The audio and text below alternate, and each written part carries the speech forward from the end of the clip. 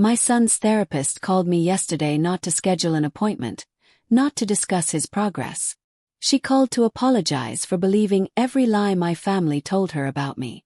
For 3 months I thought I was losing my mind. Today I discovered I was just losing my family. My phone rang at 2:47 in the afternoon, and the woman on the other end said 5 words that changed everything. "Mrs. Caldwell, I owe you an apology." What she told me next made my hands shake so badly I had to sit down on my kitchen floor. "I'm glad you're here. Stay with me until the end because this story gets darker before it gets lighter. And I promise you'll want to see how it ends. Before we jump back in, tell us where you're tuning in from. And if this story touches you, make sure you're subscribed because tomorrow I've saved something extra special for you." My name is Diane Caldwell and I'm 63 years old. 3 months ago, I thought I had a close relationship with my son, Marcus, and a decent relationship with his wife, Vanessa. I lived in the house where I raised Marcus alone after his father left when he was 6. It's a modest 3-bedroom ranch in the suburbs with a garden I've tended for 30 years and a front porch where I used to sit every evening watching the neighborhood kids play. Past tense, used to. Because 3 months ago, everything I thought I knew about my life turned out to be a carefully constructed lie. It started so gradually that I didn't even notice at first. Marcus began calling less frequently. When he did call, the conversations felt strained, like he was checking items off a list rather than actually talking to me. Vanessa stopped inviting me to family dinners. When I asked about visiting my grandson, Leo, there was always a reason why it wasn't a good time. "Leo has a cold. We're redecorating his room. Vanessa's mother is visiting." The excuses piled up like autumn leaves. And I told myself I was being paranoid, that young families are busy, that I needed to give them space. Then came the day Marcus showed up at my door unannounced. It was a Tuesday morning in late September, and I was surprised to see him because he usually worked until 6 o'clock. He looked uncomfortable, shifting his weight from foot to foot on my porch like a teenager about to confess something terrible. "Mom, we need to talk. Can I come in?" "Course, sweetheart. I made coffee this morning. Let me pour you a cup." "I don't want coffee. I just need to talk to you about something important." We sat in my living room, the same room where I used to help him with his homework, where we watched movies together when he was sick, where he told me he was getting married. The late morning sun came through the windows I'd washed just the day before, creating patterns on the carpet that seemed too cheerful for whatever conversation was coming. "Mom, Vanessa and I are worried about you." The words didn't make sense at first. "Worried about me? I'm fine. What are you talking about?" Marcus pulled out his phone and showed me a series of text messages. Messages that appeared to be from me, sent at odd hours of the night, 3 o'clock in the morning for 30. Messages that rambled and repeated themselves. Messages asking the same questions over and over. Messages that sounded nothing like me, but had apparently come from my phone number. "I don't understand. I didn't send these." "Mom, you did. Look at the timestamps. Look at the phone number. That's your number." But I was asleep at 3 o'clock in the morning. I don't even keep my phone in my bedroom at night. You know that. Marcus's expression was patient in that horrible way that adults look at confused, elderly people. That mixture of pity and frustration that makes you feel like you're already halfway to losing your mind. "Mom, that's part of what we're worried about. You're not remembering things. Last week you called Vanessa 4 times asking what time dinner was. Even though we told you we couldn't do dinner that week, 2 weeks ago, you showed up at our house at 7 o'clock in the morning saying we'd made plans for breakfast. We hadn't made any plans." I felt heat rising to my cheeks. Yes, I had called about dinner, but only twice, not 4 times. And I was certain Marcus had mentioned breakfast when we talked the previous weekend. I had it written in my calendar. I showed him the calendar entry written in my own handwriting. "Mom, we never said that. You must have written it down wrong or maybe got confused about which weekend." "I'm not confused. I know what you said. This is exactly what I'm talking about." Marcus ran his hand through his hair, a gesture I recognized from his childhood when he was stressed. "Mom, Vanessa and I think you need to see someone. A doctor. Maybe a specialist. There's nothing wrong with me. I'm just tired. I haven't been sleeping well. That's another thing. You told me last month that you were sleeping great. You said you'd never slept better. Now you're saying you haven't been sleeping well. Which is it? The conversation continued in circles like that for another hour. Every example he gave of my supposed confusion had an explanation, but Marcus had an answer for each of my explanations. By the time he left, I felt dizzy and uncertain, like the ground beneath my feet had turned to water. 2 days later, Vanessa called. Her voice had that syrupy sweet tone that some people use when they're trying to sound caring, but really just sound condescending. Diane, Marcus told me about your conversation. I just want you to know that we're here for you. We want to help. I don't need help. I'm perfectly capable of taking care of myself. Course you are. Nobody's saying you aren't, but sometimes as we get older, we need a little extra support. There's no shame in that. I'm 63, not 90. I go to the gym 3 times a week. I volunteer at the library. I manage my own finances. Cook my own meals. What exactly do you think I need support with? Vanessa. And I could picture her exchanging a look with Marcus if he was in the room with her. That knowing look that says, "See what I mean?" Well, for one thing, you've been having some memory issues, and Marcus mentioned that your house is getting a bit cluttered. Maybe you're feeling overwhelmed with upkeep. My house is not cluttered. I cleaned it from top to bottom last weekend. Diane, when Marcus was there on Tuesday, he said there were dishes piled in the sink and laundry all over the guest room. That's a lie. I had 3 dishes in the sink from lunch, and I was folding laundry in the guest room because that's where I always fold laundry. The washing machine is right next to that room. Hey, maybe cluttered was the wrong word, but you have to admit you've been forgetting things. The text messages, the confused phone calls, showing up at our house when we didn't have plans. I wanted to scream. I wanted to reach through the phone and shake her and demand she tell me the truth about what was really happening. But instead I just felt this creeping sense of doubt. What if they were right? What if I was losing my grip on reality and didn't even know it? Look, I said, try and keep my voice steady. I'll go see my doctor. I'll get checked out. Will that make everyone feel better? That would be wonderful, Diane. And actually, I've already taken the liberty of finding someone for you, Dr. Patricia Reeves. She's a therapist who specializes in cognitive issues in older adults. I've made an appointment for you next Tuesday at 2. The presumption of it took my breath away. She'd already made an appointment. Already decided I needed therapy. Already labeled me as someone with cognitive issues. I was just trying to help. Dr. Reeves is very good. She's actually Leo's therapist, too. We've been taking him to see her for some anxiety issues, so I know her well. She's very understanding. Something about that felt wrong. Why was my 8-year-old grandson seeing a therapist for anxiety? When did that start? Why hadn't anyone told me? What's wrong with Leo? When did he start having anxiety? Oh, it's nothing serious. Just some normal childhood worries, school stress, that kind of thing. Dr. Reeves has been wonderful with him. After we hung up, I sat in my kitchen staring at my phone. Everything felt off-kilter, like I was looking at my life through a funhouse mirror where nothing was quite the right shape or size.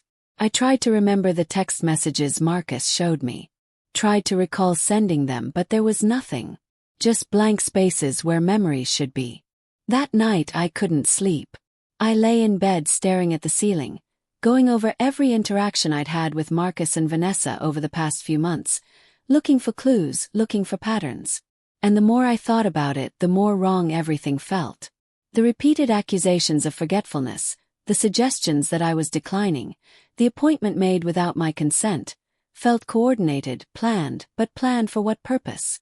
What did they have to gain by making me doubt my own mind? I went to see Dr. Patricia Reeves the following Tuesday as scheduled.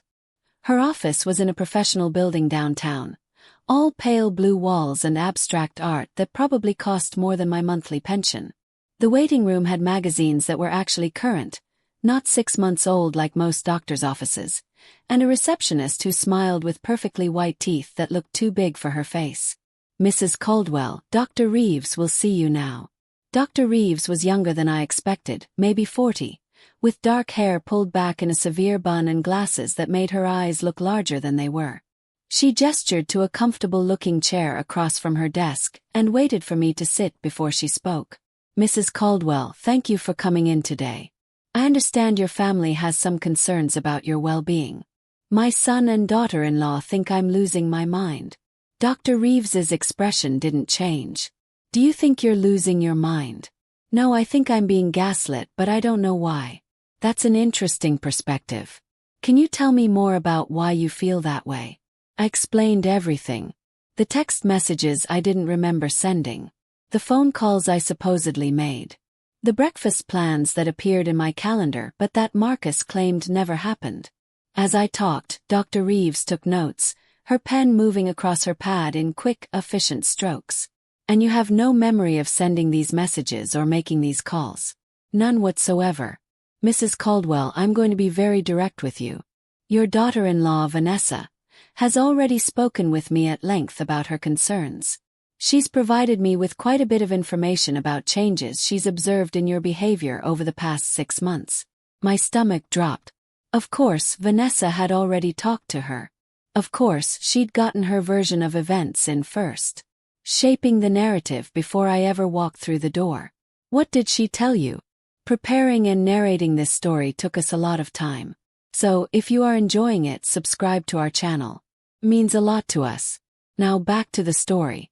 Dr. Reeves hesitated, then seemed to make a decision. She told me that you've become increasingly paranoid, that you've accused her of stealing from you, that you've made inappropriate comments to your grandson about his parents, that you've shown up at their house at odd hours making wild accusations. Every word was a lie. Every single word. But hearing them repeated by a professional, documented in whatever notes Vanessa had provided, made them feel almost real. None of that is true. I've never accused Vanessa of stealing. I haven't made any inappropriate comments to Leo because I barely get to see Leo anymore. And I've never shown up at their house making accusations. Mrs. Caldwell, I want to help you, but I can only do that if you're honest with me about what's been happening. I am being honest. Vanessa is lying to you. And why would she do that? I don't know. That's what I'm trying to figure out. The appointment lasted an hour. By the end of it, I felt wrung out and defeated. Dr. Reeves had been professional and even kind in her way, but I could tell she believed Vanessa's version of events over mine. Why wouldn't she? Vanessa had come in first, established herself as the concerned daughter-in-law trying to help her declining mother-in-law. I was just the confused old woman, denying there was a problem. As I was leaving, Dr. Reeves stopped me at the door. Mrs. Caldwell, I'd like to see you again next week and I'd like to do some cognitive assessments just to establish a baseline. Fine, whatever you think is necessary. Over the next few weeks, things got worse. Marcus stopped calling altogether. When I tried to call him, my calls went to voicemail. I drove to their house twice, but nobody answered the door, even though I could see lights on inside and heard movement. I left notes asking them to please call me, asking what I'd done wrong, begging them to let me see my grandson. The notes went unanswered. I continued seeing Dr. Reeves weekly. She put me through a battery of cognitive tests, memory tests, problem-solving exercises, questionnaires about my mood, and daily activities. Passed everything. My memory was fine. My cognitive function was normal for my age. But somehow that didn't seem to matter. The narrative had been set. I was the declining elderly woman who didn't realize she was declining. Then came the incident at the grocery store. I was shopping on a Wednesday morning, my usual time, when I saw Vanessa in the produce section. Relief flooded through me. Finally, a chance to talk to her face to face to figure out what was going on. Vanessa. I walked toward her pushing my cart. She looked up and her expression went from neutral to fearful in an instant. Performance. That's what it was. I recognized it even as it was happening. Diane, what are you doing here? I'm grocery shopping. Same as you. Vanessa, please can we talk? I don't understand what's happening. Why won't Marcus return my calls? Why can't I see Leo? Diane, you're making a scene. Please lower your voice. I wasn't aware I'd raised it, but looking around, I saw other shoppers glancing our way. Vanessa had positioned herself behind her cart like a barrier. I just want to see my grandson. I just want to understand what I did wrong. You need to leave me alone. If you don't, I'm going to call security. She actually pulled out her phone. Actually threatened to have me removed from a public grocery store for the crime of trying to talk to my daughter-in-law. I'm not doing anything wrong. I'm just trying to have a conversation. You're harassing me. This is exactly the kind of behavior Dr. Reeves warned me about: the paranoia. The inability to respect boundaries. What boundaries? You've cut me off from my family without explanation. That's not a boundary. That's cruelty. A store manager appeared then, summoned by some invisible signal. Is everything all right here? This woman is bothering me. Vanessa's voice trembled. I've asked her to leave me alone, but she won't. The manager looked at me with sympathy mixed with suspicion. Ma'am, I'm going to have to ask you to leave the store. The humiliation of that moment still burns. Being escorted out of the grocery store I'd shopped at for 20 years, past people I knew from the neighborhood, all because I tried to talk to my son's wife. I sat in my car in the parking lot for an hour afterward, shaking with anger and confusion and shame. That evening Dr. Reeves called me. Not during office hours at 7 at night. Mrs. Caldwell, I heard about the incident at the grocery store today. Course she had. Vanessa had probably called her the moment I left. It wasn't an incident. I just tried to talk to Vanessa. Mrs. Caldwell, this pattern of behavior is concerning. The inability to respect boundaries, the paranoid belief that your family is conspiring against you, the aggressive confrontations in public places. It wasn't aggressive. I just wanted to know why I can't see my grandson. I think we need to consider a more intensive treatment plan. Possibly medication to help with the anxiety and paranoia. I don't have anxiety or paranoia. I have a family that's lying about me and I can't figure out why. This is exactly what I mean. This fixation on the idea that everyone is lying. Mrs. Caldwell, when everyone around you is telling you the same thing, you have to consider that they might be right. After that conversation, I stopped answering Dr. Reeves's calls. I stopped going to appointments. What was the point? Every session just gave Vanessa more ammunition, more professional documentation of my supposed decline. I spent my days trying to piece together what was happening and why. I reviewed my bank statements looking for any unusual activity. Nothing. I went through old emails and text messages looking for clues. Nothing. I even hired a private investigator, a tired-looking man named Frank Delgado, who charged me $200 an hour to follow Marcus and Vanessa for a week. His report told me nothing I didn't already know. They went to work. They picked up Leo from school. They went to the grocery store and the gym and their friends' houses. Normal life except for the part where they completely excised me from it. It was Frank who suggested something that hadn't occurred to me. Mrs. Caldwell. In cases like this, when family members isolate an elderly relative and try to paint them as incompetent, there's usually a financial motive. Do you have significant assets? Life insurance? Property? Have my house. It's paid off. Worth maybe $350,000. I have my late husband's life insurance, about $75,000 still in investments. My pension. That's it. Have you checked recently to make sure everything is still in your name? Course it is. I would know if someone had stolen from me, but Frank's question planted a seed. That evening I pulled out all my financial documents and went through them carefully. Everything seemed in order. The house was still in my name. The investments were untouched.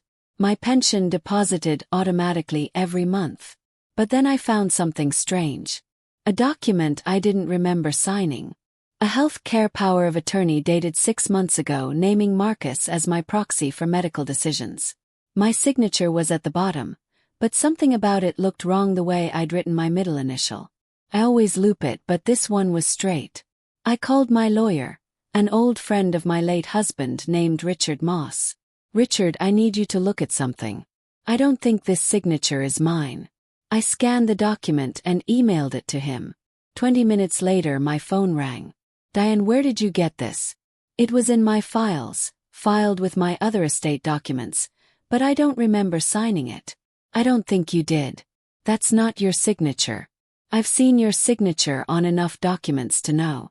Someone forged this. But why? What would they gain from having medical power of attorney over me? Richard was quiet for a long moment. Diane, with that document, Marcus could have you declared mentally incompetent. He could have you committed to a care facility against your will. He could make medical decisions for you without your consent. The room spun. Everything clicked into place. The months of carefully documented confusion. The therapy appointments Vanessa had arranged. The professional opinion of Dr. Reeves that I was paranoid and declining. They weren't trying to steal my money. They were trying to steal my freedom. But I still didn't understand why. What did Marcus and Vanessa have to gain by having me locked away in some facility? Richard, I need you to contest this document. I need you to make it legally clear that this power of attorney is invalid. I'll file the paperwork tomorrow. But Diane, you need to protect yourself. If they're willing to forge documents, if they're willing to go this far, you need to be very careful. That night I didn't sleep at all. I lay in bed watching the shadows move across my ceiling, trying to understand how my son could do this to me. The son I'd raised alone. The son I'd worked 2 jobs to put through college. The son I'd loved with every fiber of my being. How does a child turn into someone capable of such calculated cruelty? The answer came from an unexpected source. My neighbor, Mrs. Patricia Kim, knocked on my door 3 days later holding a casserole dish and wearing an expression of uncomfortable determination. Diane, I need to tell you something. I probably should have told you months ago, but I didn't want to get involved. But after what I overheard yesterday, I can't stay quiet anymore. We sat at my kitchen table, the casserole between us. Mrs. Kim had lived next door for 15 years. We weren't close friends, but we were friendly. She fed my cat when I traveled. I watered her plants. 2 months ago, I heard your son and his wife arguing in your driveway. I was in my garden, but they didn't see me. Vanessa was angry about something. She said they'd waited long enough, that they needed to move faster. Marcus said they had to be patient, that rushing would make people suspicious. Suspicious of what? Mrs. Kim looked down at her hands. Vanessa said something about getting you out of this house so they could sell it and use the money for Leo's treatment. That's when I realized they were talking about having you declared incompetent. Leo's treatment. He's going to therapy for anxiety. That doesn't cost enough to require selling my house. That's what I thought too. But Diane, last week I saw an ambulance at their house. Later I talked to Sharon Morrison, who's friends with Vanessa's sister. Sharon told me that Leo has leukemia. He's been in treatment for 4 months. The world tilted sideways. My grandson had cancer. My 8-year-old grandson had cancer, and nobody had told me. While I was being isolated and gaslit and painted as a crazy old woman, my grandson was fighting for his life, and I didn't even know. Mrs. Kim reached across the table and squeezed my hand. I'm so sorry. I know this must be devastating, but I thought you should know the truth. After she left, I sat alone in my kitchen as evening turned to night. Understood now. Marcus and Vanessa needed money for Leo's treatment. Medical bills for childhood cancer can run into hundreds of thousands of dollars. Insurance doesn't cover everything, and the fastest way to access my assets would be to have me declared incompetent, become my legal guardian, and sell my house. The cruelty of it was breathtaking. They could have just asked me. I would have given them anything for Leo. I would have sold my house myself and moved into a tiny apartment if it meant saving my grandson. But instead, they chose lies and manipulation and legal machinations. Unless there was more to it than money. That thought kept me awake all night. What if they didn't just want my money? What if they wanted me out of the picture entirely? What if I knew something or had seen something that made me a threat? The next morning I called Frank Delgato again. Frank, I need you to investigate something else. My grandson has leukemia. I need to know everything about his treatment, the doctors, the costs, and I need to know if there's anything unusual about the situation. 2 days later, Frank called me back. Mrs. Caldwell, I found something interesting. Your grandson, Leo, is being treated at Children's Medical Center. The treatment is aggressive, but standard for his type of leukemia. His insurance is covering about 80% of the costs. The out-of-pocket expenses for your son and daughter-in-law are significant but manageable. Maybe $40,000 over the course of treatment. So they don't need to sell my house. No, ma'am. At least not for Leo's medical bills. Then why? That's what doesn't add up. But Mrs. Caldwell, there's something else. In the course of my investigation, I spoke with a nurse at the hospital. She remembered you because you visited Leo during one of his early treatments. Do you remember that? The memory came flooding back.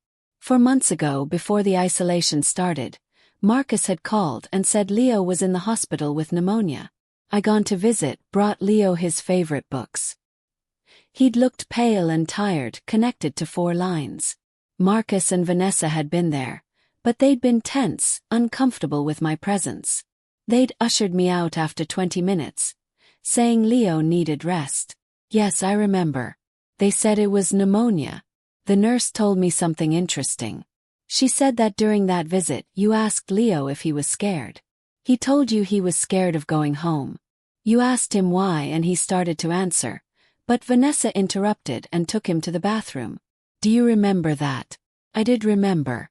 Leo's face when he said he was scared of going home. The fear in his eyes that seemed too big for a child worried about getting sick again. And Vanessa's sharp interruption, the way she practically dragged Leo away from my bedside. After that visit you were cut off. No more hospital visits, no more calls. The therapy appointments with Dr. Reeves started. The documentation of your supposed decline began.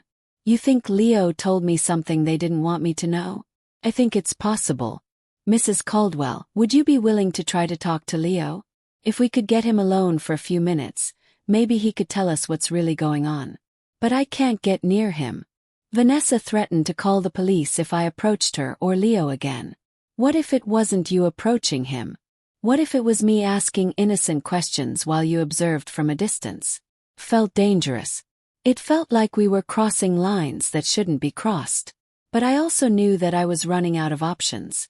Richard had filed paperwork contesting the forged power of attorney, but court proceedings take time. And every week that passed was another week of Marcus and Vanessa building their case against me. Another week of Dr. Reeves documenting my supposed paranoia. We followed Leo's schedule for 3 days. Frank had gotten it from the school's online portal, which wasn't as secure as it should have been. Every afternoon at 3:15, a car service picked Leo up from school and took him to either home or therapy or the hospital, depending on the day.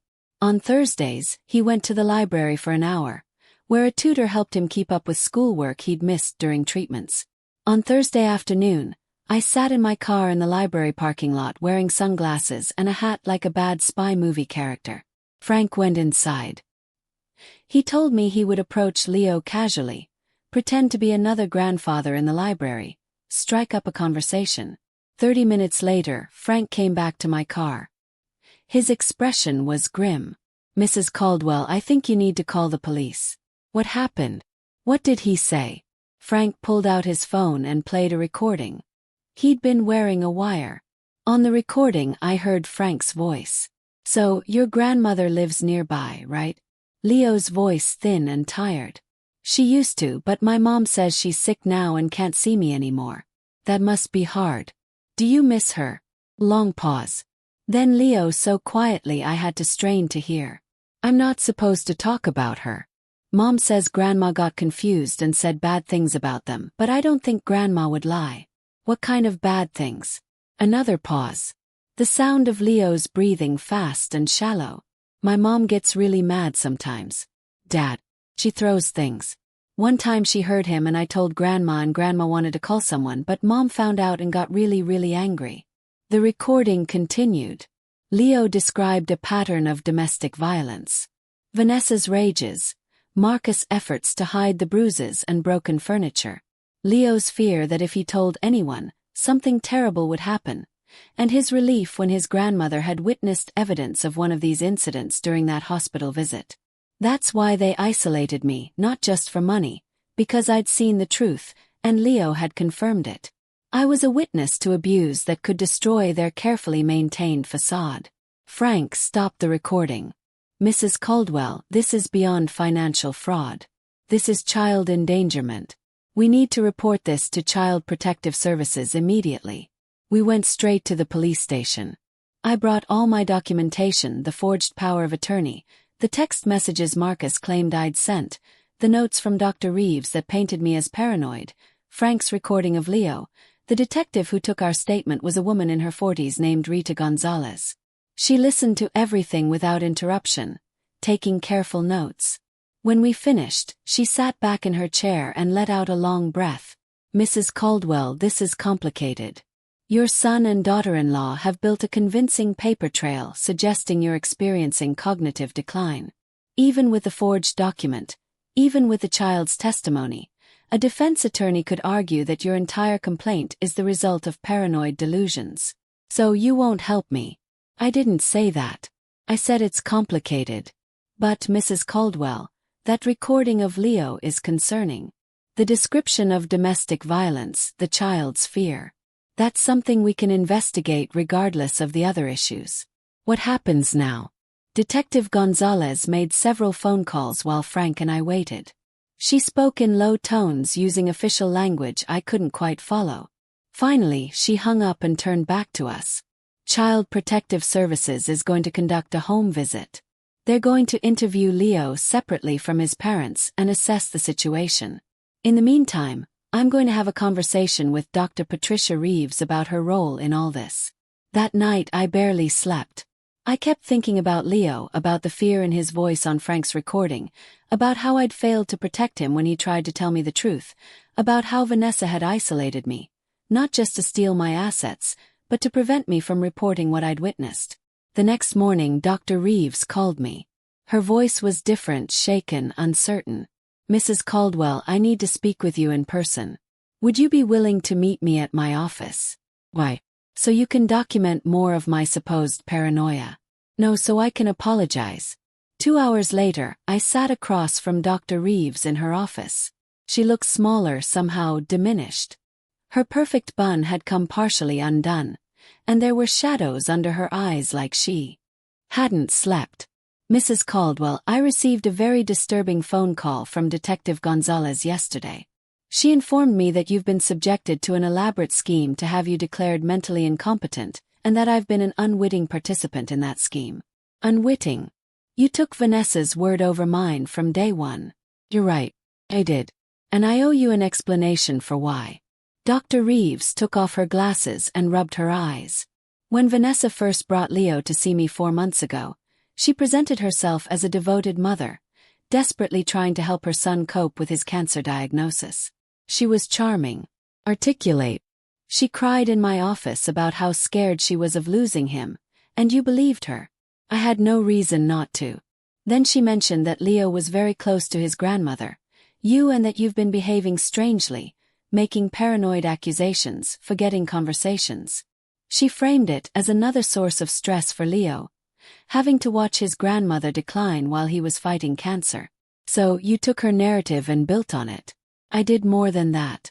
When you came in for your first appointment, I was already primed to see signs of cognitive decline. Every time you denied there was a problem, I interpreted it as lack of insight. Every time you said Vanessa was lying, I documented it as paranoid ideation. I should have been more skeptical. I should have sought independent verification. Instead, I let myself be manipulated. Dr. Reeves stood up and walked to her window, looking out at the parking lot below. After Detective Gonzalez's call, I reviewed all my notes from Vanessa's sessions. Really reviewed them, looking for inconsistencies, and they're there. Stories that don't quite line up. Details that change from one telling to the next. She's been playing me from the beginning, using me to build a professional paper trail documenting your incompetence. I should have felt vindicated. Instead, I just felt tired. Why are you telling me this? 'Cause I was wrong. Profoundly wrong. And because Detective Gonzalez told me that a child may have been harmed because of my failure to see what was really happening. Dr. Reeves turned to face me. Mrs. Caldwell, I've already contacted the state licensing board and reported myself for ethical violations. I've written a detailed statement for the police explaining how I was manipulated, and acknowledging that my professional opinions about your mental state were based on false information. And I'm calling opposing counsel in any legal proceedings your son may have initiated, informing them that I can no longer support any claims about your incompetence. It's a little late for that. No. And I know an apology doesn't repair the damage I've helped cause. But Mrs. Caldwell, I am deeply truly sorry. You came to me for help and I failed you in the worst possible way. After I left Dr. Reeves's office, I sat in my car and finally allowed myself to cry. Not just for myself but for Leo. For the little boy caught in the middle of his mother's manipulations. For Marcus, who'd either been manipulated himself or had chosen to protect his wife over his own mother. For the grandmother I'd been 3 months ago who thought she understood her life and her family.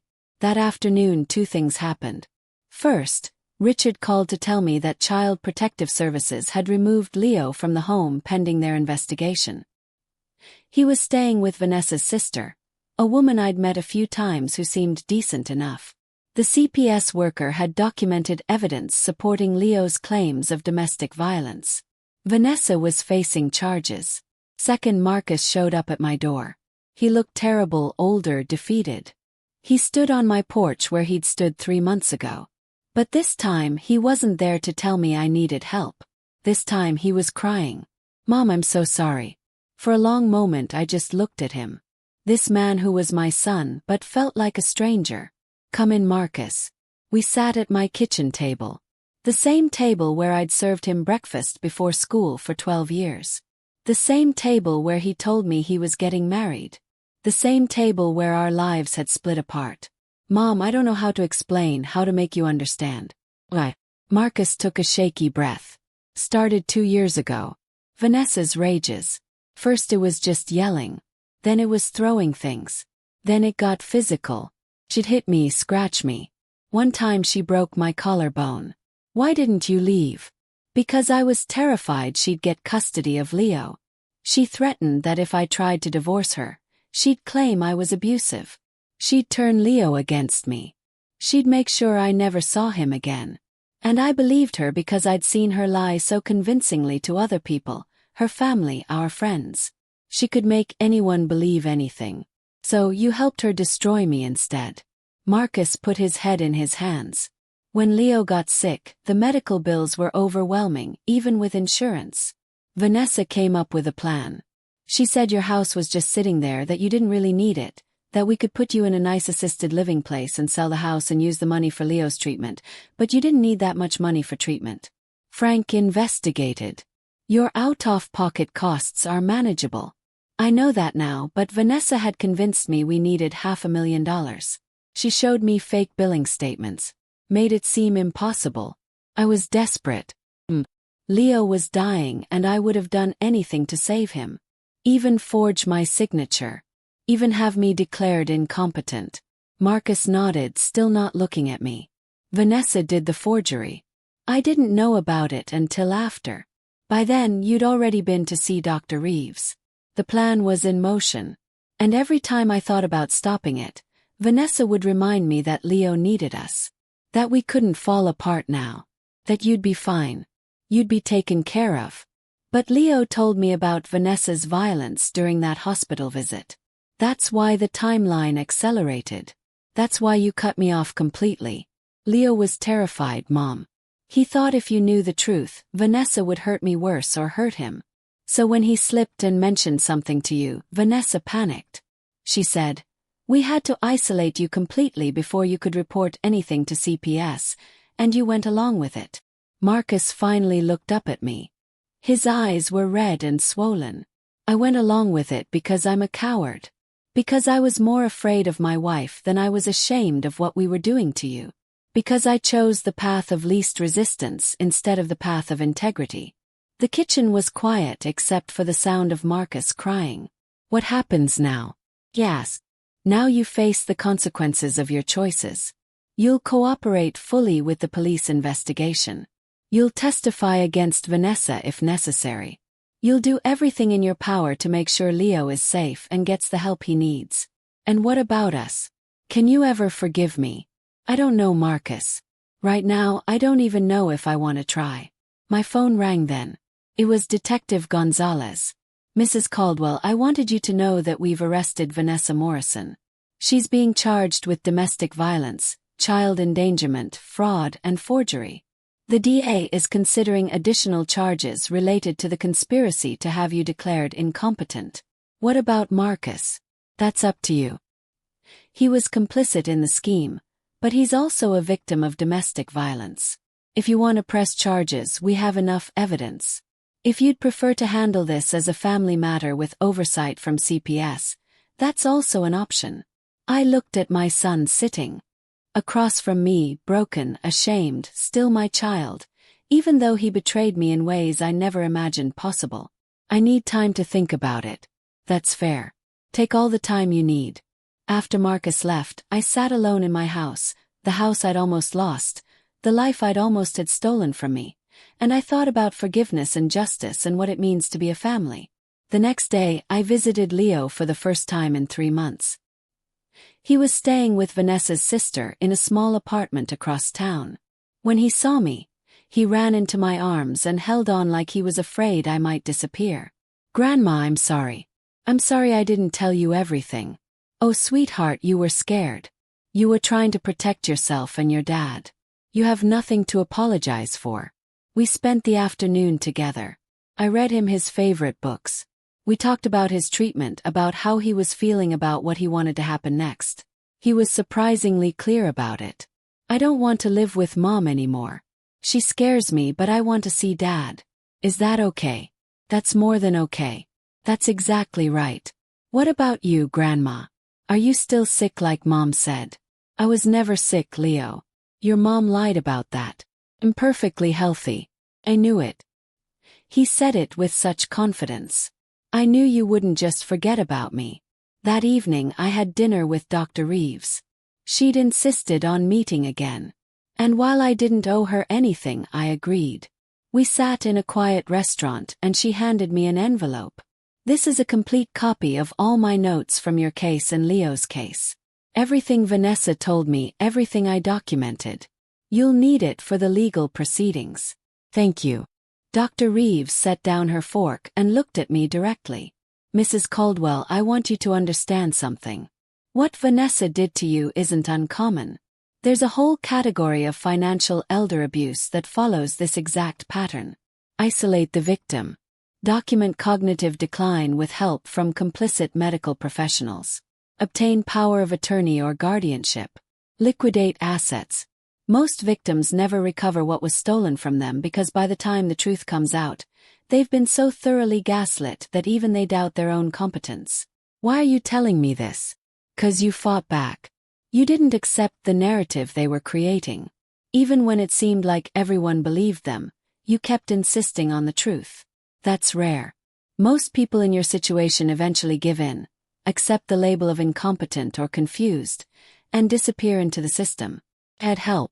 Frank, Richard, Mrs. Kim, you had help because you asked for it, because you trusted your own mind enough to know something was wrong. We talked for another hour. Dr. Reeves told me about other cases she'd seen, patterns she'd missed. She was using my case as a catalyst to completely overhaul how she evaluated elderly patients. She was requiring independent verification of all family claims. She was documenting inconsistencies more carefully. She was listening to her patients instead of just their relatives. "It won't bring back the 3 months I lost." I said it won't erase the humiliation of being escorted out of the grocery store or the fear of thinking I was losing my mind. "No, but maybe it will prevent it from happening to someone else." 2 weeks later, Marcus and I sat in family court. He'd agreed to testify against Vanessa. He'd accepted a plea deal that involved probation, mandatory counseling, and supervised visitation with Leo. He'd also signed documents restoring all my legal rights and compensating me for damages. Vanessa sat on the other side of the courtroom, flanked by her attorneys. She looked smaller without her armor of expensive clothes and perfect makeup. She tried to catch my eye once, but I wouldn't give her the satisfaction. The judge was a stern woman in her 60s who'd clearly seen too many cases like this. Mrs. Morrison, you've been found guilty of multiple counts of fraud, forgery, domestic violence, and conspiracy to commit elder abuse. These are serious crimes that strike at the heart of family bonds and societal trust. Before I pass sentence, do you have anything to say? Vanessa stood up. I could see her calculating, trying to figure out what performance would serve her best now. Finally she spoke. Your Honor, I was desperate to save my son's life. I made terrible decisions. I hurt people I should have protected, but everything I did was out of love for my child. The judge's expression didn't change. Love doesn't excuse abuse. Love doesn't justify fraud. Love doesn't permit you to destroy another person's life for your own convenience. You had options, Mrs. Morrison. You could have asked for help. You could have been honest about your financial needs. Instead, you chose manipulation and cruelty. Vanessa was sentenced to 5 years in prison with the possibility of parole after 3. She was also ordered to pay restitution, though I doubted I'd ever see that money. Marcus retained limited supervised custody of Leo pending completion of a domestic violence treatment program. After the sentencing, Marcus approached me in the hallway. Mom, thank you for not pressing charges against me. I know I don't deserve your mercy. Don't. But Leo deserves a relationship with his father. That's the only reason I didn't pursue it. Fair enough. Marcus hesitated, then pulled something from his pocket. I found this in Vanessa's things when I was packing up to move. I thought you should have it. It was a journal. Vanessa's journal. Page after page of calculations and plans. She'd been planning to have me declared incompetent almost from the day she married Marcus. The cancer was just an excuse to accelerate the timeline. She'd forged documents months before Leo even got sick. She'd researched guardianship laws and estate liquidation. She'd found Dr. Reeves specifically because she treated other elderly patients and had a reputation for being sympathetic to concerned family members. It was all premeditated. I'm so sorry, Mom. If I'd known how deep it went, how calculated it was, maybe I would have found the courage to stop her sooner. We'll never know, Marcus. All we can do now is move forward and try to be better. 3 months after the trial, I'm sitting on my front porch watching the neighborhood kids play. It's the same porch where this nightmare began, but everything feels different now. Dr. Reeves calls occasionally to check on me and update me on the changes she's implementing in her practice. Frank Delgado has become an unlikely friend, stopping by for coffee and updates on Leo's progress. Richard helped me establish a proper estate plan with safeguards against future manipulation. And Leo visits every weekend. We read together. We talk about his treatment, which is progressing well. We plant vegetables in my garden.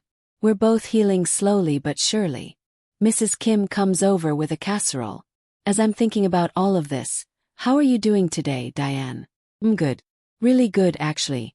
She sits beside me on the porch steps. You're stronger than anyone I've ever met. To go through what you went through and come out the other side with your mind intact, your dignity restored. That takes remarkable courage. I had help. So many people who believed me when I couldn't even believe myself sometimes. But you never gave up. That's the key. You kept fighting even when it seemed hopeless. We sit in comfortable silence watching the sun set over the neighborhood I almost lost. My phone rings. It's Marcus. Mom, I wanted to let you know that Leo's latest scans came back clean. Doctors think he's going to make it. That's wonderful news, Marcus. I'm so happy for both of you. I couldn't have gotten through this without you. I know I don't deserve your support after what I did, but I'm grateful for it anyway. You're my son. I'll always love you, even when I don't like you very much. After we hang up, I think about forgiveness and what it means. I haven't forgiven Marcus completely. Maybe I never will, but I'm trying for Leo's sake, for my own sake, because holding on to anger takes energy I'd rather spend on building the life I almost lost. Dr. Reeves sends me a letter that evening. In it, she tells me that she's written a paper about my case for a professional journal. She's changed all identifying details, but she wants my permission to publish it. The paper is titled, When Family Members Weaponize Mental Health Professionals, a Case Study in Elder Abuse.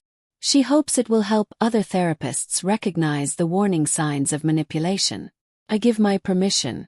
If my nightmare can prevent even one other person from going through something similar, then maybe it had a purpose beyond just destroying me. That night, I sleep soundly for the first time in months. No nightmares about being locked away. No anxiety about losing my home or my freedom or my identity, just peace. The next morning, I'm having coffee on my porch when a car pulls up. A woman gets out, maybe 50 years old, looking nervous and determined. "Are you Diane Coldwell?" My name is Janet Torres. Dr. Reeves gave me your contact information. She said you might be willing to talk to me about your experience." "What kind of experience?" Janet sits down on the porch steps, uninvited. "My mother is 75. My brother and his wife have been telling everyone that she's losing her memory, becoming paranoid, can't take care of herself. They've started the process of getting guardianship over her. But my mother is sharp as a tack. She's terrified. She thinks they're trying to steal her assets. And after reading Dr. Reeves's paper, I think she might be right. I look at this woman, this stranger who's come to me because she's fighting the same battle I just won. And I know what I need to do. Come inside. Let me make us some tea and let me tell you exactly how to fight back. Because that's what survivors do. We don't just survive. We help others survive too. We turn our pain into purpose. We make sure that the cruelty we endured serves as a roadmap for others to find their way out of similar darkness. My name is Diane Coldwell. I'm 63 years old. 3 months ago I thought I was losing my mind. Today I know I was just losing my family, but I got my life back. I got my freedom back. Got my truth back. And now I'm here to help others do the same. The weeks following Janet Torres's visit became a turning point in ways I never anticipated. She wasn't the only one who found me. Word spread through support groups and legal aid societies that there was a woman who'd successfully fought back against a guardianship scheme. My phone started ringing with calls from strangers desperate for guidance. Adult children worried about their aging parents. Elderly people who felt trapped by families they no longer recognized. Lawyers looking for expert testimony in similar cases. I didn't set out to become an advocate. I just wanted to help people avoid the hell I'd been through. But somehow helping others became the thing that truly healed me. Every person I counseled led, every family I helped navigate the legal system. Every victory against manipulative relatives felt like reclaiming another piece of myself that Vanessa had tried to steal. Detective Gonzalez called me one morning about 6 weeks after Vanessa's sentencing. Her voice carried an unusual weight, something beyond the professional courtesy she'd always shown me. "Mrs. Caldwell, I need to tell you something that might be difficult to hear. We've been investigating Vanessa's background more thoroughly as part of the ongoing case. What we found is disturbing." I gripped the phone tighter. "What did you find?" "Vanessa Morrison isn't her real name. She changed it legally 8 years ago. Her birth name was Vanessa Hartley, and she has a criminal record in Oregon under that name. Fraud, identity theft. She served 18 months in prison before moving to our state and reinventing herself." My stomach turned. Marcus married her without knowing any of this. She created an entirely new identity, new social security number through illegal means, fake employment history, fabricated references. Your son met someone who didn't exist, someone carefully constructed to seem trustworthy and normal. Did Marcus know? Was he part of it? We don't believe so. Everything we've uncovered suggests Vanessa targeted your son specifically because of his stable income and family connections. More specifically because he had an elderly mother with assets and no other close relatives who might interfere. So I was the target from the beginning, not just an obstacle that appeared later. The actual goal. Detective Gonzalez was quiet for a moment. "Mrs. Caldwell, we found journals going back 7 years. Vanessa had researched you before she ever met Marcus. She knew about your house, your investments, your late husband's life insurance. She knew you lived alone. She engineered the entire relationship with your son as a way to access you. The betrayal cut even deeper than before. My son hadn't just been manipulated by his wife. He'd been deliberately hunted and used as a tool to get to me. Everything about their relationship had been a calculated lie from the very first date. There's more. Vanessa has done this before. We found evidence of at least 2 other similar schemes in Oregon and Washington. In both cases, she married men with elderly parents who had assets. In both cases, those parents ended up in questionable care facilities while their homes were sold. One of those elderly victims died within 6 months of being institutionalized. Died from what? Officially pneumonia. But the victim's other relatives suspected foul play. They just couldn't prove anything because Vanessa had already moved on by then. Changed her name again. Started over in a new state. Felt sick. If Leo hadn't told me the truth during that hospital visit, if I hadn't fought back, I could have been victim number 3. Dead within months, my assets liquidated. My son left alone to grieve a mother he'd been convinced was mentally incompetent. We're coordinating with law enforcement in Oregon and Washington. There may be additional charges filed, but Mrs. Caldwell, I wanted you to hear this from me first. The woman who tried to destroy you is a career criminal. This was never about desperation or medical bills. It was a long con and you were the mark. After Detective Gonzalez hung up, I sat in my kitchen staring at nothing, processing the magnitude of what I'd escaped. Vanessa hadn't just been cruel or greedy. She'd been a predator who'd spent years perfecting her technique. And I'd welcomed her into my family, trusted her with my son, loved my grandson who carried half her DNA. That thought sent me spiraling. Leo, what would this revelation do to him? He was only 8 years old, fighting cancer, already traumatized by witnessing his mother's violence. Now he'd have to learn that his mother was a career criminal who'd never loved his father, who'd manufactured their entire family as part of an elaborate theft scheme. Called Marcus immediately. We need to talk in person now. He arrived 30 minutes later looking terrified. Mom, what's wrong? Is it Leo? Did something happen? With his treatment. Leo's fine, but we need to discuss what Detective Gonzalez just told me about Vanessa's real identity. I watched the color drain from Marcus' face as I explained everything. The fake name, the criminal history, the previous victims, the journals documenting her research into our family before she'd ever met him. With each revelation, he seemed to shrink further into himself. When I finished, he was crying. Not the quiet tears from before, but deep wrenching sobs that shook his whole body. Mom, I brought this into our lives. I brought a monster into our family. Everything I thought was real, my marriage, my wife's love for Leo, all of it was just a performance, a manipulation. You couldn't have known. She was a professional con artist with years of experience. But I should have seen something. Some sign. How could I live with someone for 9 years and not know she was capable of this? Because she was good at what she did. Marcus, she fooled doctors and lawyers and police. She would have fooled anyone. Marcus wiped his eyes roughly. What do I tell Leo? How do I explain that his mother never actually loved any of us? That he was just a prop in her scheme? Don't. Not yet. He's 8 years old fighting leukemia. He needs stability and security right now, not more trauma. We tell him age-appropriate truths. That his mother made very bad choices and hurt people. That she's in prison because she broke serious laws.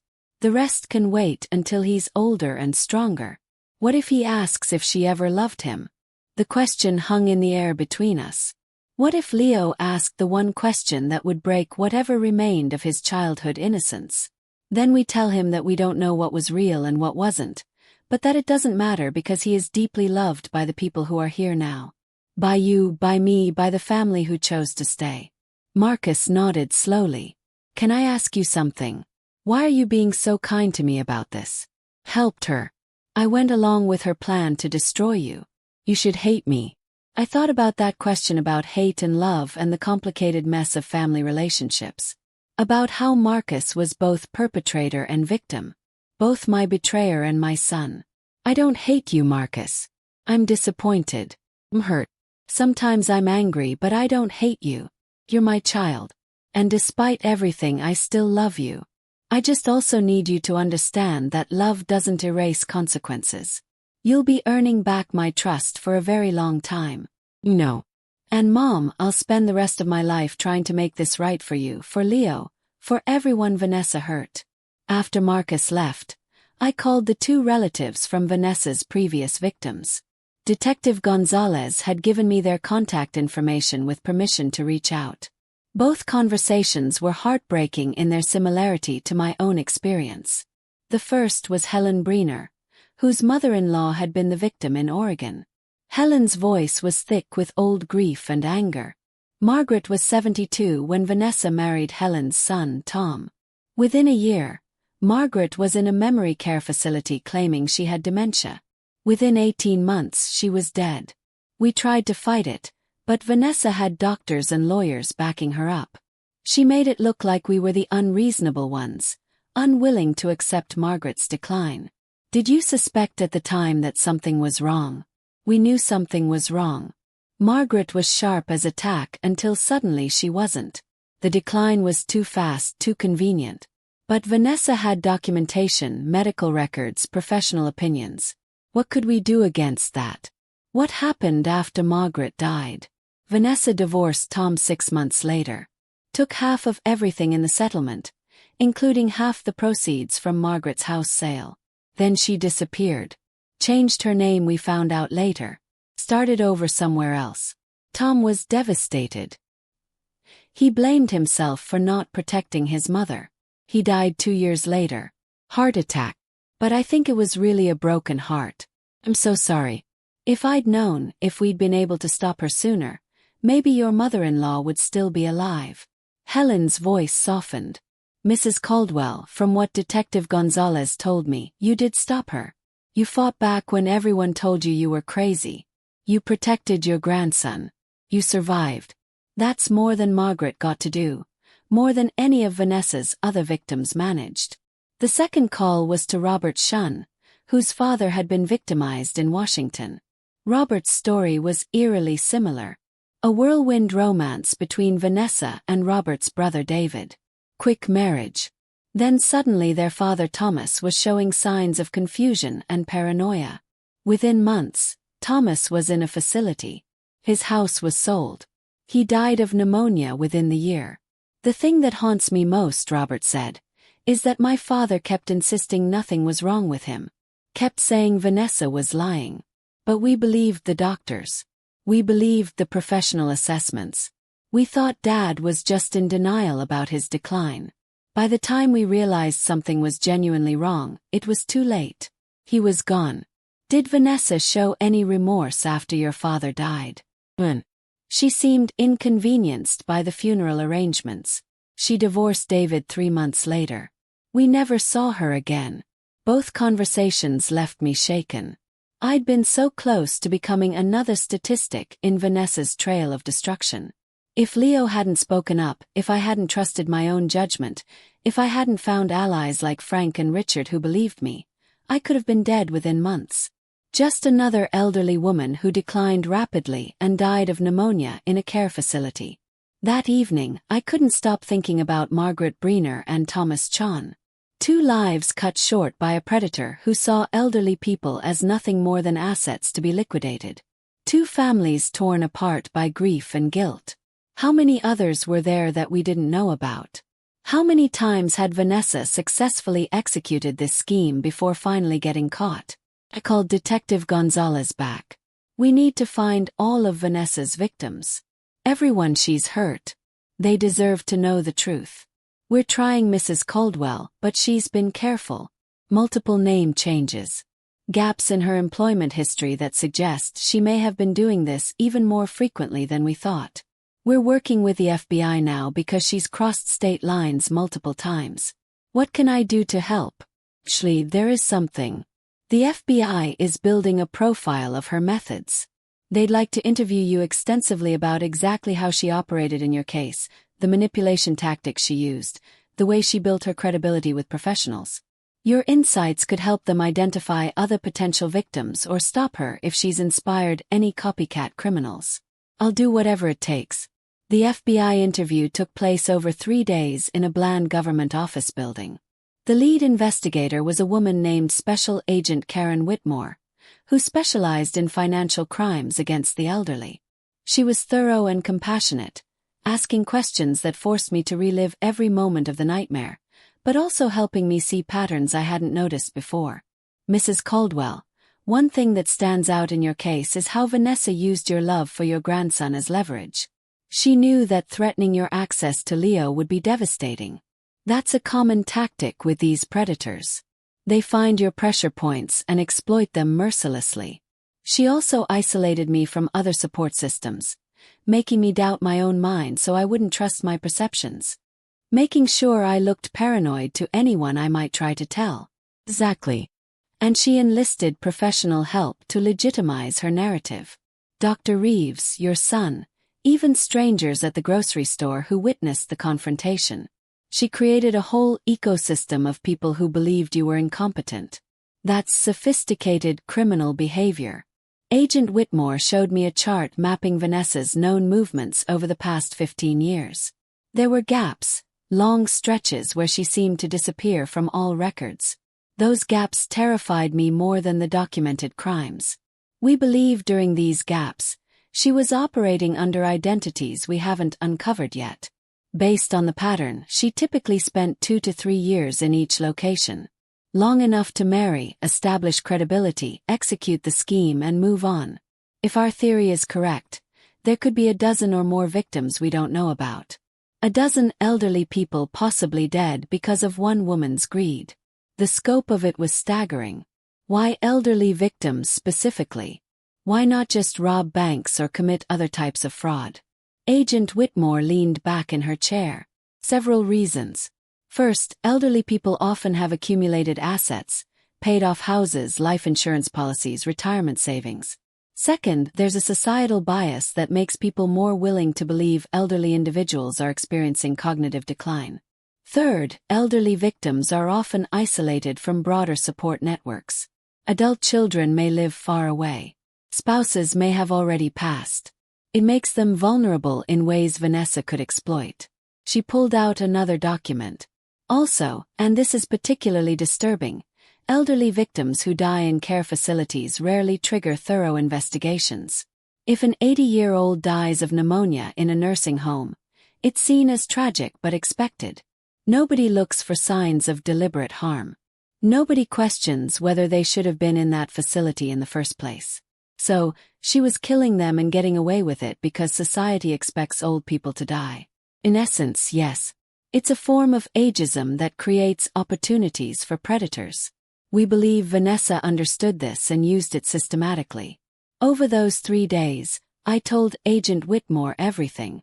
The forged documents, the fake text messages, Dr. Reeves's unwitting complicity, Vanessa's performance at the grocery store, the medication that would have sedated me into actual confusion, every detail of her method. On the 3rd day, Agent Whitmore asked me something unexpected. Mrs. Caldwell, would you be willing to speak publicly about your experience? We're trying to raise awareness about this type of elder abuse. Victims rarely come forward because they're ashamed or because they died before they could tell their stories. You survived. Your voice could make a difference. The idea terrified me. Going public meant exposing my pain and humiliation to strangers. It meant reliving the trauma over and over in interviews and speeches. But it also meant that Margaret Breener and Thomas Chon and all the unnamed victims might not have died in vain. Yes, I'll do it. My first public appearance was at a senior center 3 towns over. Agent Whitmore had arranged for me to speak at a workshop about protecting yourself from financial exploitation. I stood in front of 40 elderly people and their adult children and told them everything that had happened to me. The shame I'd expected to feel never came. Instead, I felt powerful. I watched recognition dawn on faces in the audience. People who dismissed their own concerns about declining relatives. People who'd been told they were overreacting when they questioned a family member's sudden confusion. People who were currently fighting battles similar to mine. After my presentation, a dozen people approached me with their own stories. An elderly man whose daughter had convinced him to sign over power of attorney and was now draining his accounts. A middle-aged woman whose stepmother was trying to have her father declared. What can I do to help? Actually, there is something. The FBI is building a profile of her methods. They'd like to interview you extensively about exactly how she operated in your case, the manipulation tactics she used, the way she built her credibility with professionals. Your insights could help them identify other potential victims, or stop her if she's inspired any copycat criminals. I'll do whatever it takes. The FBI interview took place over 3 days in a bland government office building. The lead investigator was a woman named Special Agent Karen Whitmore, who specialized in financial crimes against the elderly. She was thorough and compassionate, asking questions that forced me to relive every moment of the nightmare, but also helping me see patterns I hadn't noticed before. Mrs. Caldwell, one thing that stands out in your case is how Vanessa used your love for your grandson as leverage. She knew that threatening your access to Leo would be devastating. That's a common tactic with these predators. They find your pressure points and exploit them mercilessly. She also isolated me from other support systems, making me doubt my own mind so I wouldn't trust my perceptions, making sure I looked paranoid to anyone I might try to tell. Exactly. And she enlisted professional help to legitimize her narrative. Dr. Reeves, your son, even strangers at the grocery store who witnessed the confrontation. She created a whole ecosystem of people who believed you were incompetent. That's sophisticated criminal behavior.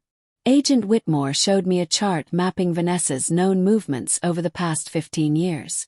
There were gaps, long stretches where she seemed to disappear from all records. Those gaps terrified me more than the documented crimes. We believe during these gaps, she was operating under identities we haven't uncovered yet. Based on the pattern, she typically spent 2 to 3 years in each location. Long enough to marry, establish credibility, execute the scheme and move on. If our theory is correct, there could be a dozen or more victims we don't know about. A dozen elderly people possibly dead because of one woman's greed. The scope of it was staggering. Why elderly victims specifically? Why not just rob banks or commit other types of fraud? Agent Whitmore leaned back in her chair. Several reasons. First, elderly people often have accumulated assets, paid off houses, life insurance policies, retirement savings. Second, there's a societal bias that makes people more willing to believe elderly individuals are experiencing cognitive decline.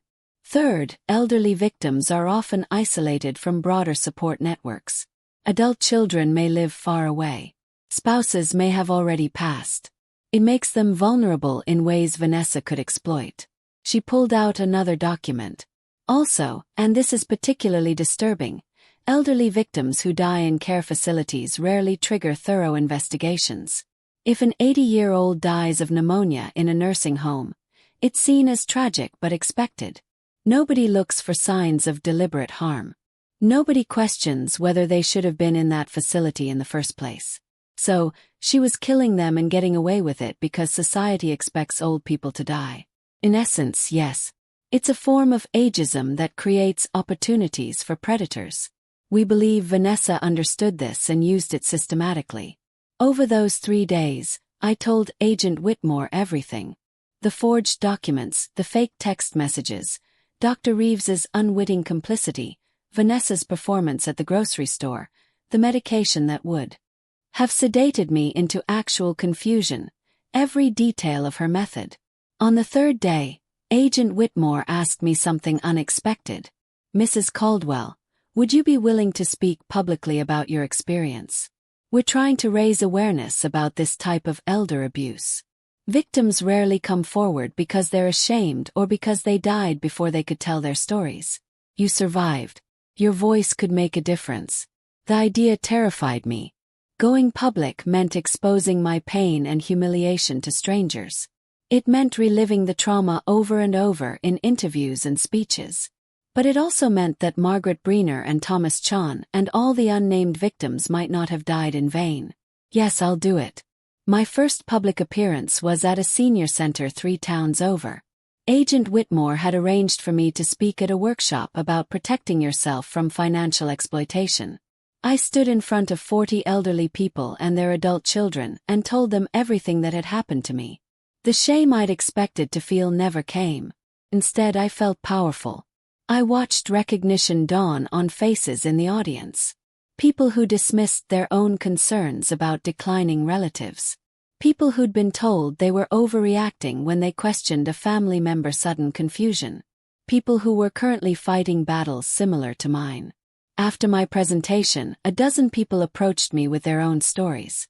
An elderly man whose daughter had convinced him to sign over power of attorney and was now draining his accounts. A middle-aged woman whose stepmother was trying to have her father declared. Getting help. You're protecting Leo. You're facing your failures instead of running from them. That's what good fathers do. Marcus' eyes filled with tears. I wish I could go back and do everything differently. I wish I'd been strong enough to stand up to Vanessa from the beginning, but you can't go back. None of us can. All we can do is use what we learn to make better choices going forward. Dr. Reeves continued to check in regularly. She published her paper on my case, changing identifying details but keeping the core elements intact. The response from her professional community had been overwhelmingly positive. Other therapists were reaching out asking for guidance on how to avoid being manipulated by family members with hidden agendas. But she'd also faced criticism from some colleagues who felt she'd been negligent, who argued that she should have recognized the signs earlier, should have sought independent verification, should have questioned Vanessa's narrative more thoroughly. Mrs. Caldwell, Dr. Reeves said during one of our coffee meetings, I want you to know that I've accepted the criticism. I deserved it. I failed you and I failed my profession, but I'm trying to use that failure to become better. You've already done more than most people would. You admitted your mistake publicly. You're changing how you practice. You're helping other professionals avoid the same errors. It's not enough. It will never be enough to erase what I helped Vanessa do to you. I reached across the table and took her hand. Patricia, you were a tool she used. Just like Marcus was a tool, just like that grocery store manager was a tool. Vanessa was exceptionally good at finding people's weaknesses and exploiting them. You have to forgive yourself at some point. How did you forgive Marcus after everything he did to you? I haven't fully forgiven him yet. I'm working on it, but I started by recognizing that he's also a victim. That doesn't excuse his actions, but it does contextualize them. And context matters. Dr. Reeves nodded slowly. I've been so focused on my professional failure that I haven't really processed the fact that I was also manipulated. That Vanessa played me just as thoroughly as she played everyone else. Exactly. And recognizing that doesn't diminish your responsibility. Just helps you understand the full picture. Our relationship had evolved into something unexpected. She was no longer my therapist and I was no longer her patient. We were two women who'd been caught in the same web of deception, helping each other find ways to move forward. 6 months after Vanessa's sentencing, the FBI made a breakthrough. They'd found evidence of 3 more victims in California and Nevada. All elderly. All with adult children who'd married Vanessa under different names. All had died within months of being placed in care facilities. Agent Whitmore called to tell me the news. Mrs. Caldwell, we're building a federal case now. Multiple counts of wire fraud, identity theft, and potentially murder in 2 of the cases where we have evidence suggesting Vanessa may have directly contributed to the victims' deaths. Murder. She actually killed people. We can't prove it conclusively yet. But in 2 cases, the victims died of what was listed as accidental medication overdoses. Both had been healthy before being institutionalized. Both had large life insurance policies that benefited the families, including Vanessa as the spouse of the adult child. It's suspicious enough that we're pursuing murder charges. Felt sick. I'd been so focused on what Vanessa tried to do to me that I hadn't fully grasped that she might actually be a serial killer. That my survival wasn't just about keeping my assets and my freedom. It was about staying alive. If we can prove murder in even one case, she'll be looking at life in prison without parole instead of just 5 years for fraud. But she needs to be locked away forever. She's too dangerous to ever be released. After that call, I had nightmares for weeks. Dreams where I was in the care facility Vanessa had chosen for me. Where I was given medication that made my mind fuzzy. Where I tried to call for help but couldn't remember the numbers. Where I died alone and confused while Vanessa sold my house and moved on to her next victim.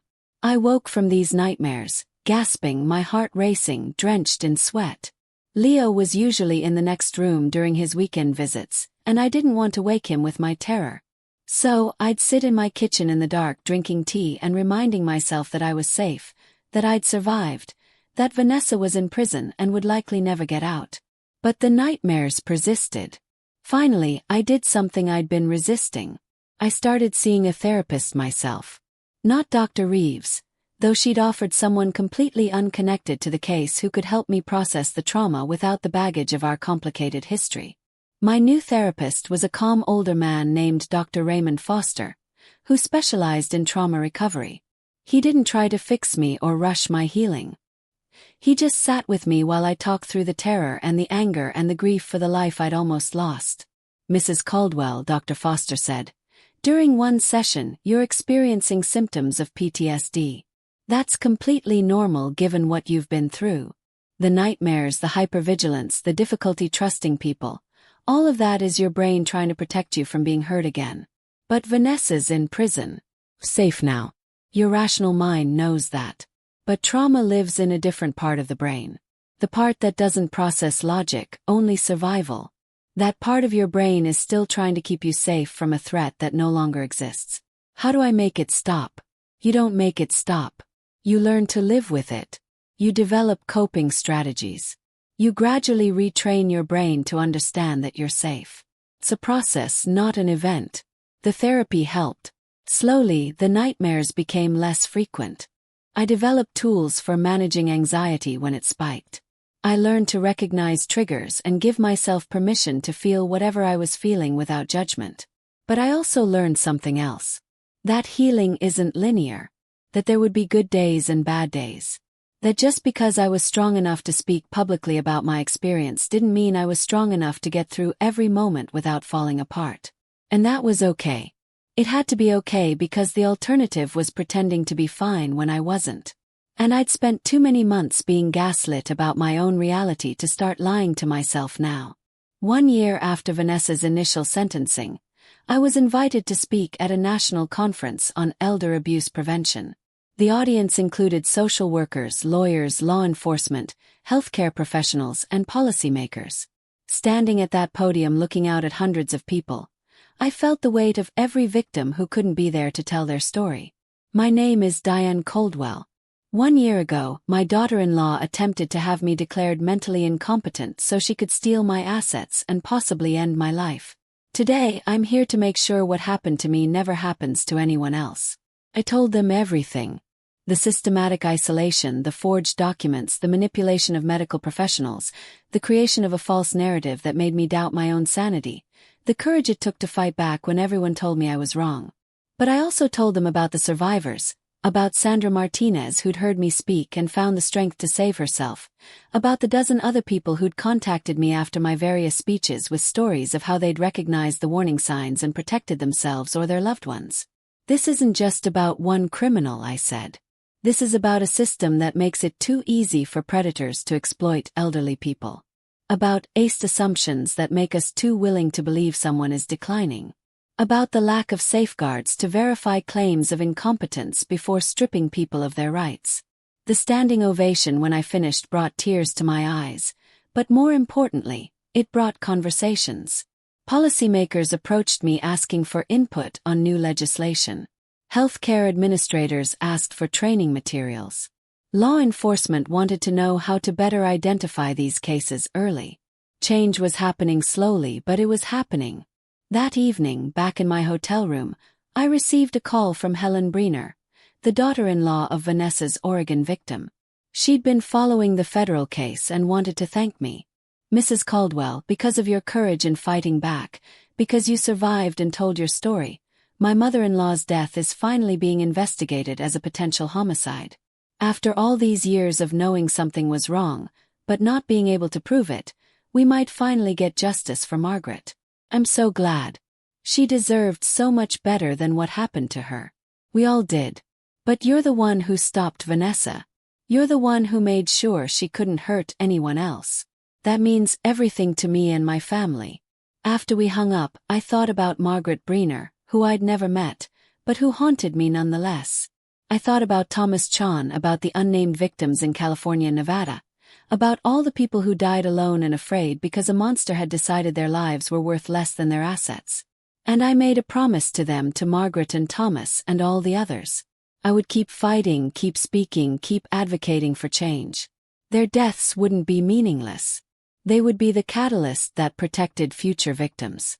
Leo called me that night, which was unusual since it wasn't our scheduled call time. "Grandma, I just wanted to hear your voice. Is everything okay, sweetheart? I just was thinking about how you almost went away. How Mom tried to make you disappear. And I wanted to make sure you were still there. I'm here, Leo. I'm always here. No. But sometimes I still get scared that I'll wake up and you'll be gone. That it will turn out to be a dream and everything will go back to how it was. I understand that fear. I have it too sometimes. But Leo, we're both awake now. We both know the truth and we're both safe. Your mom can't hurt us anymore. Promise. Promise." After Leo hung up, I realized that my recovery and his recovery were intertwined. We were both learning to trust again. Both learning that not everyone who claims to love you actually does. Both learning that survival means more than just staying alive. It means rebuilding a life worth living. The federal trial began 18 months after Vanessa's initial state conviction. The prosecution had built an overwhelming case, financial records, testimony from victims' families, expert witnesses on elder abuse patterns, and most damning, evidence from Vanessa's own journals detailing her methods and her victims. I testified on the second day. Walking into that federal courtroom and seeing Vanessa again after so long made my hands shake. She looked older, harder.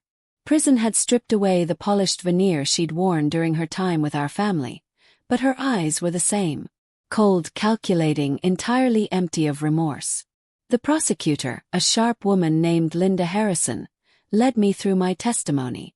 I explained how Vanessa had systematically isolated me, how she'd manipulated Marcus and Dr. Reeves, how she forged documents and created false medical narratives, how she'd planned to institutionalize me and sell my home, and how she would have succeeded if not for my grandson's courage in telling me the truth, Mrs. Caldwell.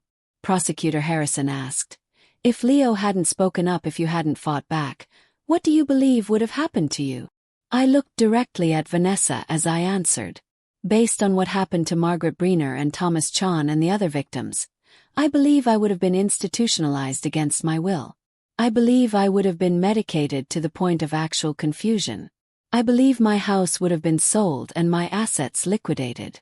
And I believe I would have died within months, either from deliberate harm or from the despair of losing everything that made my life worth living. The jury's faces reflected horror and disgust. Several of them were looking at Vanessa like she was a particularly venomous snake. The defense tried to paint Vanessa as a desperate mother who'd made bad choices trying to save her sick child. But the evidence was overwhelming: the previous victims, the forged documents, the journals that proved premeditation, the expert testimony about her sophisticated con artist techniques. The trial lasted 3 weeks. The jury deliberated for less than 8 hours before returning guilty verdicts on all counts: federal wire fraud, identity theft, and most significantly, 2 counts of second-degree murder in the deaths of Margaret Breener and Thomas Chun. At the sentencing hearing, the judge was merciless. Vanessa Morrison received 2 consecutive life sentences without the possibility of parole, plus 40 years for the fraud charges. The judge cited her complete lack of remorse and the calculated nature of her crimes spanning over a decade. She would die in prison and everyone in that courtroom knew it. I felt no satisfaction watching her being led away in shackles. Only a profound sadness for all the lives she destroyed and all the years stolen from people who deserved so much better. Margaret and Thomas would never get their lives back. Their families would never stop grieving. But at least justice had finally been served. Marcus and Leo were waiting for me outside the courthouse. Leo ran to me and wrapped his arms around my waist, holding on tight. His latest scans had shown complete remission. The doctors were calling him their miracle patient. He'd survived cancer and survived his mother's toxicity. He was going to be okay. Marcus looked older but steadier. The guilt would probably never fully leave him, but he was learning to carry it better. He'd moved into a smaller apartment and started working with a non-profit that helped domestic violence victims, turning his pain into purpose just like I had. We went for ice cream that afternoon, the three of us together. No talk of trials or prison or betrayal. Just a grandmother, her son, and her grandson eating ice cream and watching the world go by. Normal, peaceful, safe. That evening, I returned home to find my porch covered in flowers and cards. Dozens of them from people I'd helped over the past year. From Sandra Martinez and Helen Breener and Robert Chon and so many others whose lives had intersected with mine through shared trauma and shared survival. One card in particular caught my attention. It was from Dr. Reeves. Inside, she'd written only a few words, but they meant everything.